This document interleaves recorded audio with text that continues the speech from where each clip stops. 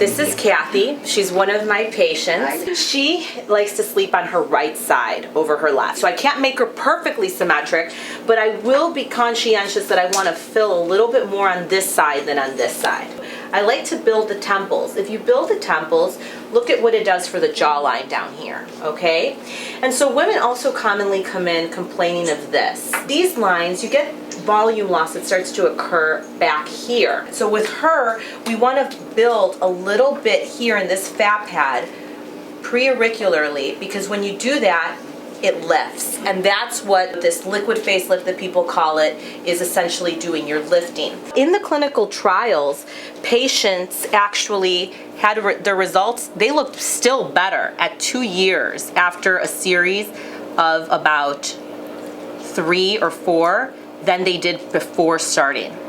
So the results last. So that's the only thing she has to do. Just massage 5 times a day, 5 minutes for 5 days.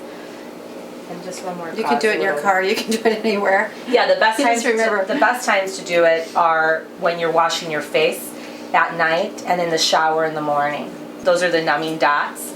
Those will go down in an hour, and so that's the only, the only thing that shows evidence that she really did anything, versus having her come here an hour beforehand and having her sit with numbing cream, which kills an hour of your time. So numbing dots are a lot more practical for a working woman, a woman with kids who just doesn't have that hour.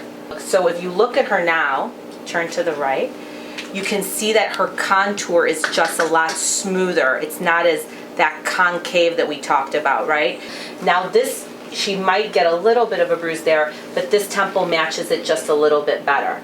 And so also I put, because she has a good cheek size here, I build just a dot right here on her bone to pick up this. So she had more here. Could I fill this individually with a product like Restylane? Yes.